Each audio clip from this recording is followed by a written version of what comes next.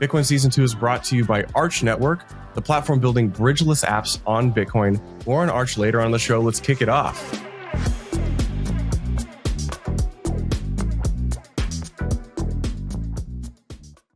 Welcome back to Bitcoin Season 2. We are recording this live from Las Vegas. Writer's Room is actually a room in Las Vegas today. Me and Colin, I think one of our first, maybe our second in-person Writer's Room. Yeah, I think that's right. And what better place to do it than the Fear and Loathing Sin City, Las Vegas? Yeah, Sin City. The script writes itself. Yeah, it kind of does. Bitcoiner comes into Vegas, has regret for not going balls deep into meme coins during the meme coin bull market, loses all of his money at craps or blackjack. There is a lot of pent-up gambling energy in the room, which is being released. I'm happy to say that there doesn't seem to be anything structurally different about there being, whatever grifts that are present at a normal Bitcoin conference. Those exist today. The real defining thing is, and we can riff on this, the suits. The suits are here. We call them Suitcoiners. How do you feel about this? You're wearing a suit too. Yeah, I know, right? I'm throwing blood on one of my own. It's inevitable, I think. I do think that there's some interesting arguments maybe to be made about Bitcoin diverging from its cypherpunk roots to a more corporate and finance kind of focused contingent. But that really has been one of the big things with like all the Bitcoin treasury strategies, and there have been a number of talks on that. And we've got like the sitting vice president at this thing speaking. I mean, we're no longer early. I'm sorry if it hurts you to hear that. It's just true. Bitcoin's $2 trillion market cap, $100,000 a coin. Yeah. Peter Schiff is here again. He loves it. He loves it. He totally owns. He actually owns Bitcoin. A lot of people don't realize this, but he sold an NFT collection, an inscription collection on Bitcoin, and got paid in Bitcoin for it. So that's actually a legendary. He's not only pissing off the Bitcoin maximalists with the gold stuff, but he's also doing shit coins on Bitcoin. Yeah. And what a way to accumulate Bitcoin wealth by selling inscriptions. Yeah. Like that wouldn't have been on my bingo card for someone who has been one of the primary fudsters of Bitcoin, at least in theory or in performance. And his foray into Bitcoin is using NFTs. Yeah, and this particular NFT was a very boomerified NFT. It just had the look and feel of a boomer. The NFTs, the inscriptions, were a hand holding a gold bar like this, almost like a trophy or something.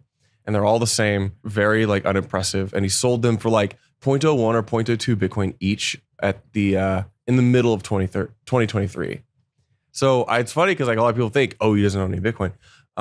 His son Spencer is the one who owns the Bitcoin. Right. Well, Peter Schiff sold items for Bitcoin recently and probably made more Bitcoin than most people will ever have. The inscription collection with the figures hoisting up gold bars is really funny. It reminds me of like the Fox News gold commercials that would come on. Like I would be at my grandparents, I'd be watching Fox, and it would be. Were those Peter Schiff's like commercials too? Probably? I mean, they probably were. Like the Buffalo, gold coins, and some guy on there being like, "Gold is skyrocketing while U.S. debt is at an all-time high.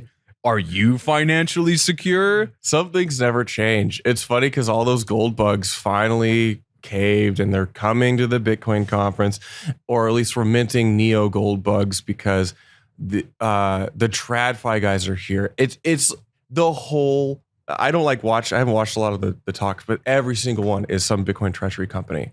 Yeah, it's just it is a crowded trade. It's the investment thesis du jour. Yeah, but so what's your read on the conference so far? Like vibe check in terms of. We have all of these. We really have a huge tent here. You have Peter Schiff coming. Like I said, you got JD Vance giving a talk. You have all of these suits. This is in terms of diversity of attendees, in terms of their walks of life and their careers and whatnot. To me, it seems like the most diverse I've ever seen. But what's your vibe check on the conference so It's far? super diverse. The programming is fantastic. No matter really where you come from in Bitcoin, there's hardcore open source, heterodox, Bitcoin hater, crypto agnostic. there's a tract for you. Programming is absolutely fantastic. The conference is very legitimized right now. Obviously, we have a bunch of politicians.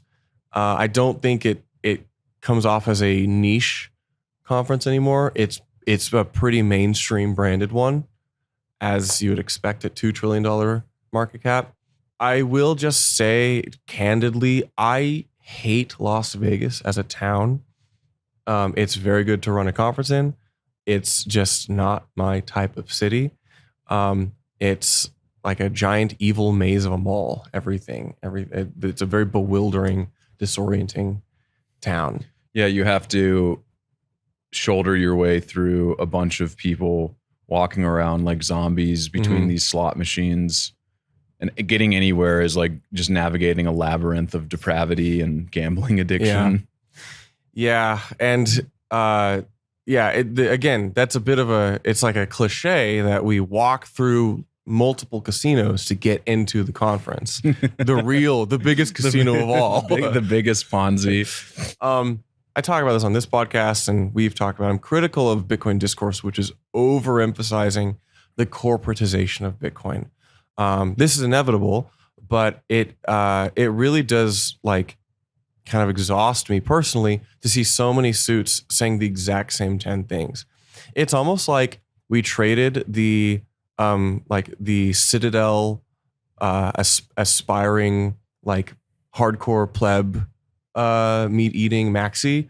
Like that is now really not as represented. It is just people talking about the basis trade. Things like hurdle rate are the new terms du jour. And that feels very weird to me. There's a lot of dollar sycophantism as well, which surprises me that we have that. Well, like the stablecoin guys. Yeah. I love a good stablecoin. I don't really feel strongly about it, nor do I think that's I think that's fair. How about you? I'll throw it back to you. I mean, I think you nailed it about the programming. Shout out to Craig. Craig from programming. Yeah, Craig from programming at BTC Inc. and all of the people who were involved in it. I mean, like you said, I'm looking at the conference site right now. There are 2, 4, 6. There's 7 stages, ranging everything from like the massive Nakamoto stage to the deep VIP vault, which is like their whale area thing. But I mean, if there's a topic in Bitcoin that you wanted to learn more about or go to a talk on, you can find it at this conference. And they did an amazing job building that out. Mm-hmm. And I also think I'll return to that in a second because it'll pivot into our next discussion about shitcoins at the Bitcoin conference. But I think that ultimately David Bailey is either a visionary or a very lucky man, because scheduling this event out, I assume like a year or even longer ago, for Las Vegas, Bitcoin being at all-time highs in Vegas. You know, I don't really like Vegas that much either for all the reasons that we just described. There are some great things about it. Food's good. There's a lot of really cool entertainment that's not just seedy entertainment, but it is just a pit of depravity and sin, you know? And so the opulence is kind of disgusting to a point. But that being said, if you're going to host a Bitcoin conference with Bitcoin at 110K, I don't think you could have chosen a better venue. And you can see it's going to be here for a while. The city just works. As fellow conference organizers, we can see that you can scale this event significantly. And there's a lot of stuff for people to do. It's easy for a lot of people to get into. There are a lot of direct flights from all around the US. And you heard it here first, or you probably might have heard it from the conference organizers themselves by the time we publish this, but they will be doing it in Vegas again next year. Yeah. That's what I heard from some of the team. And they might be going back to Nashville after that. They said they will be going back to Nashville at some point. That would be my preference as a native Nashvilleian. Yeah, I like Nashville, Tennessee. But anyway, I think overall, the conference has been a huge success. You know, it was kind of annoying with JD Vance's talk, the Secret Service stuff, but you can't avoid that.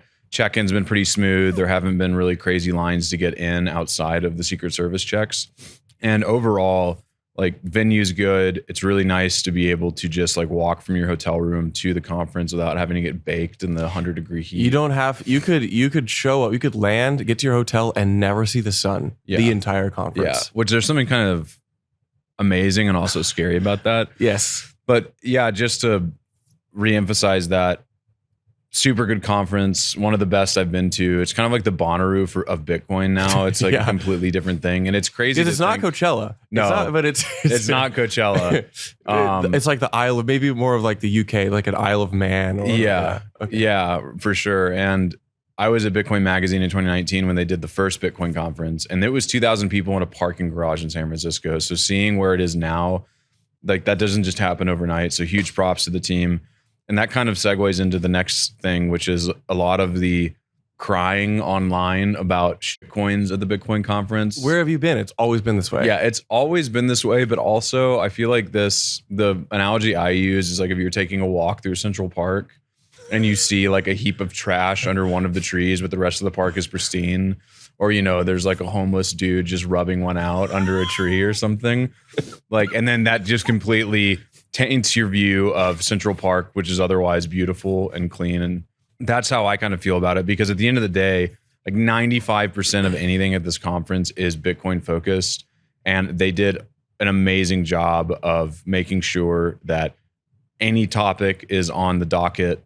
And most of the companies here are Bitcoin companies. Now, obviously, there are some shitcoin things that ended up weaseling their way in. But I don't know, man. It's just really like, hard to draw the line. As much as people will probably clip this and be like, they're a shitcoin apologetic. Like, you know, a good metric is that, like, they're like, I'll just even point out, like, the SWI Foundation, right? They're a different blockchain, but they have a wrapped Bitcoin product, which they're pushing. Right. So, like, where do you draw the line? We talk about wrapped Bitcoin as a serious component of the Bitcoin ecosystem. Right. So it extends Bitcoin's utility. It's not Bitcoin because then also, like, we're platforming all the custodians shilling ETFs, which are wrapped Bitcoin. Like, what's the difference? Yeah. Yeah, that's a really good point, actually. And I think the difference being that they're not using another blockchain. I think that's like kind of like boils down the argument. I know you know that, but I feel like that's what people would say. But, you know, to your point, going back to the corporatization thing and the tradfiization of Bitcoin, like fundamentally to some Bitcoiners, those things aren't different.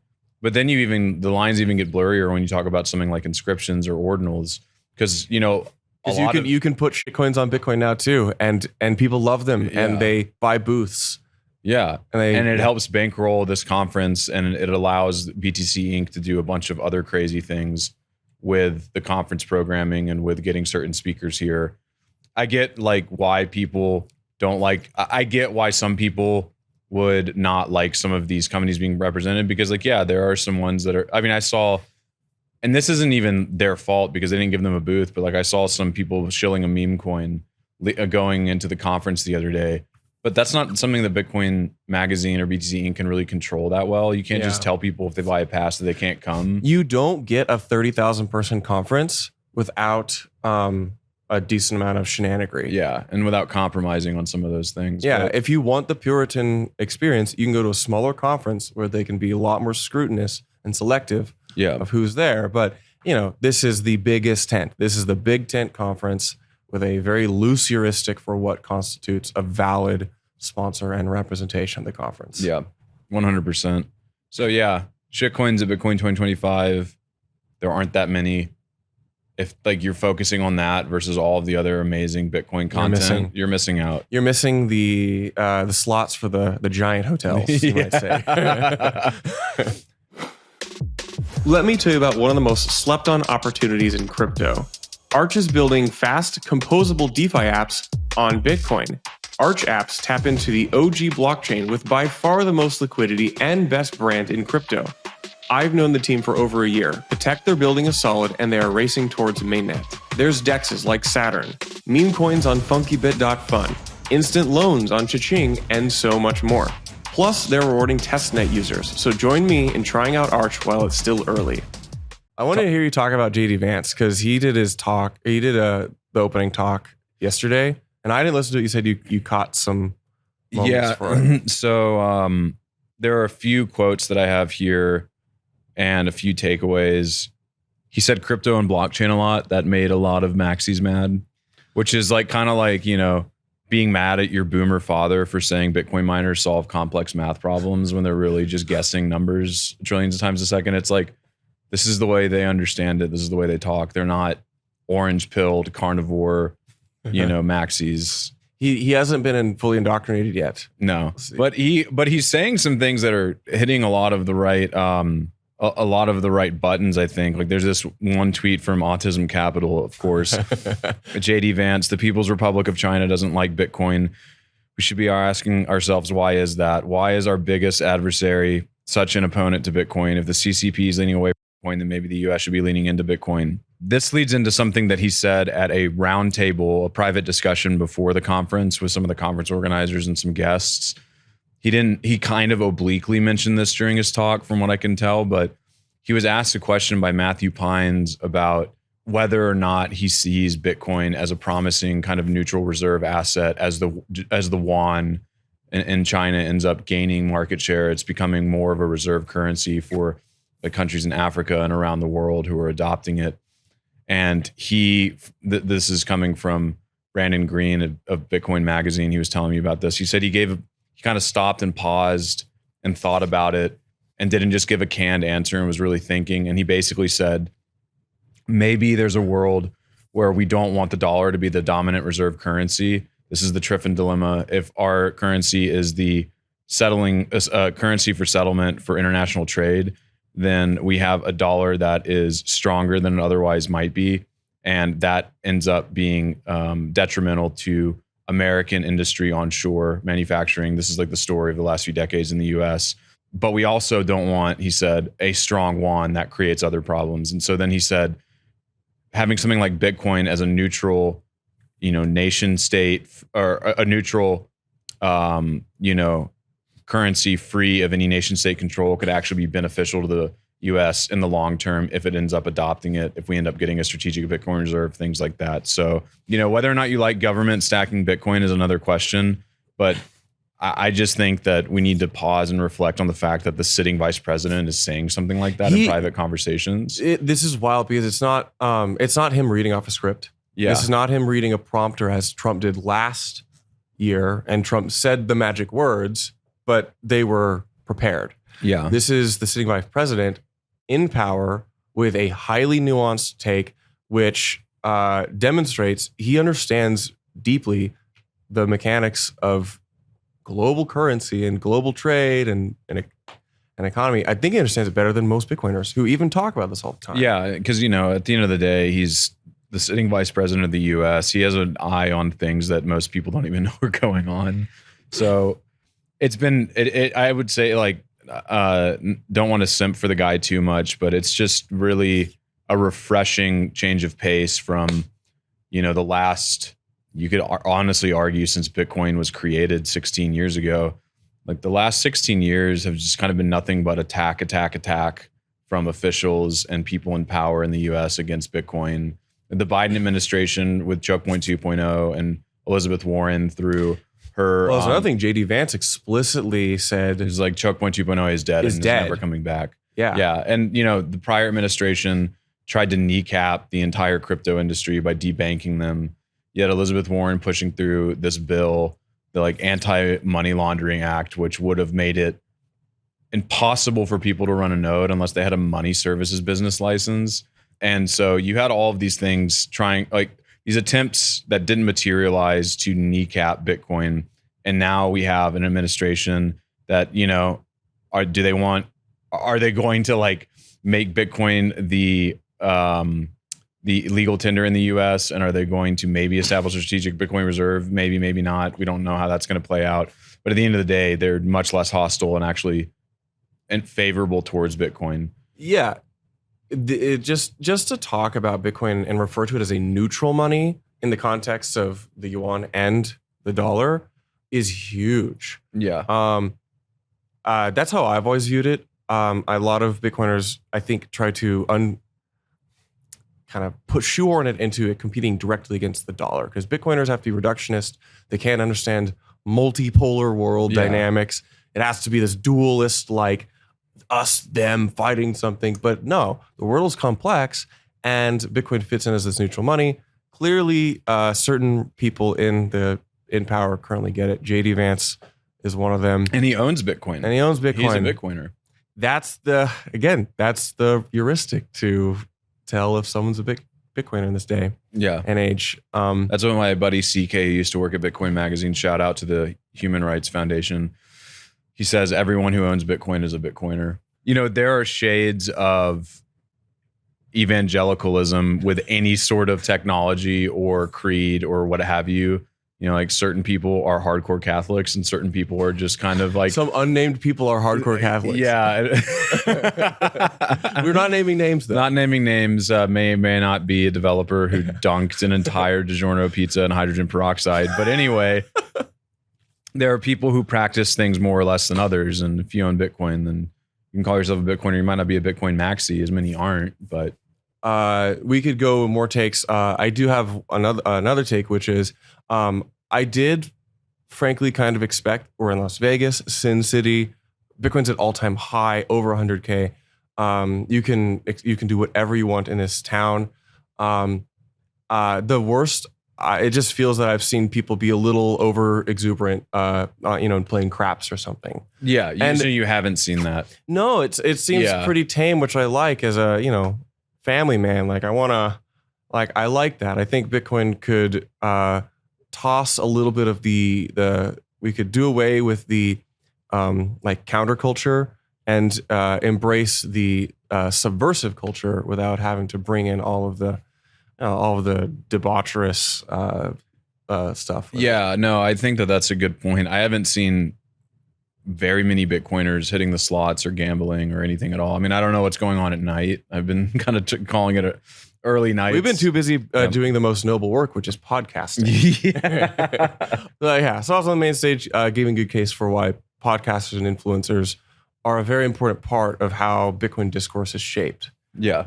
For better or for worse, as we covered recently in one of your pieces about the op-return drama, the developers versus podcasters. Yeah.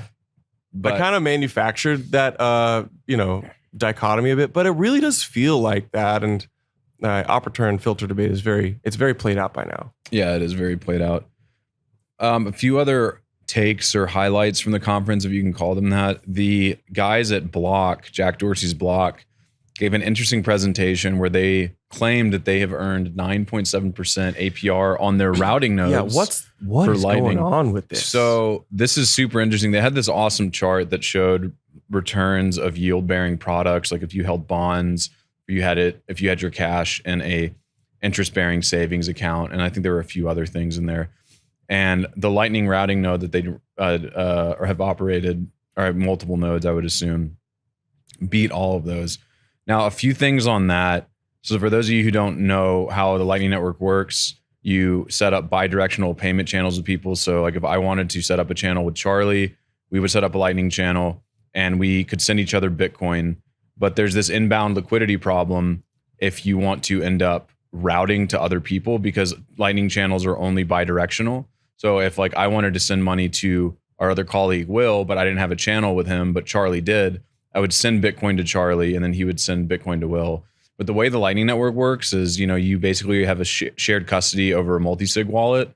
And so if Charlie and I deposit 1 Bitcoin into this and are sending it to each other, like I only have half of that for liquidity on my side.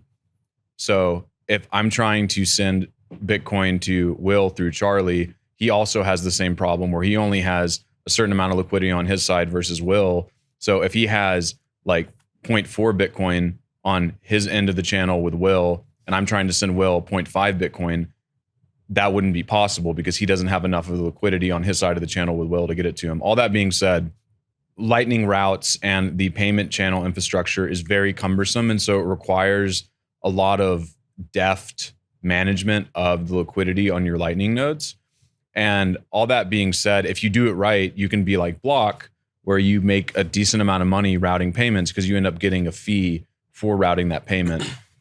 But one thing I would say is like a lot of people were cheering this on and saying how great it is. And it is super cool. It's really cool. We love to see it. This is clear empirical demonstration.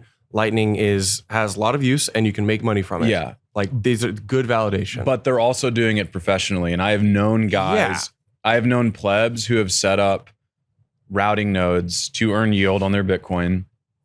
and they've done a good job with it. But then suddenly they have a payment channel open with like a big exchange or a Lightning service provider. And these channels can be closed unilaterally whenever you want.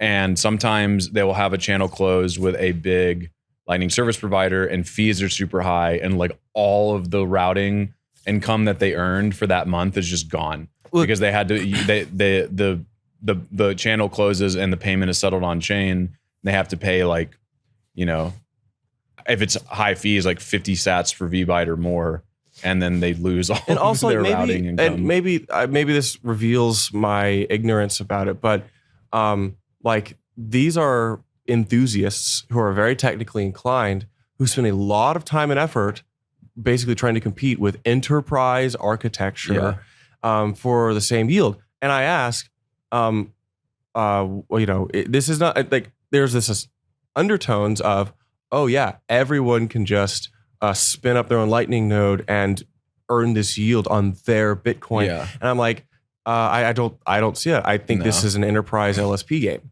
Yeah, I think so too. I think that's kind of how Lightning has scaled to this point and will continue to do so. The channel management stuff is so difficult. And honestly, just running a Bitcoin node for most people is hard enough. Running a Lightning node is several magnitudes harder. The complexity is greater. And even if you're running, you know, a non-custodial Lightning wallet, that's also kind of cumbersome. A lot of these Lightning wallets are custodial and they go through these LSPs. I think that that's kind of fine though. Like this is your spending account for Bitcoin. It's not like you're using Lightning for your entire stack, right? Yeah, I think it's fine. I think it's great. It's a wonderful piece of innovative architecture, and it materially improves the Bitcoin network in a very great way. Is it this magic last mile payments with no trade-offs that every pleb can use fully self-sovereignly? I don't know. But it certainly does very good for larger enterprise stuff, which is, I would make the statement, is better than existing counterparties and centralized infrastructure. Yeah, for sure. And concurrent with this presentation, or maybe it was in another announcement, Block, which operates Square, the payment, the point of sale system. Yeah. They're integrating Lightning payments now. Yeah, I'm surprised we actually took it this long to get to I kind of am too. Yeah. I think though we should have led with this. I think that goes to, right. And I think for part of the reason why it took them so long to do it is just the fact that, I mean, Square is it Block or Square is public? Square is public. Yeah, like it's a public company. Getting the fact that they did it at all, I think, is pretty amazing. There's so much that you have to do in terms of compliance, and there are a lot of people and decision makers you have to convince that this is a good idea. And TBD if it'll actually end up getting meaningfully adopted.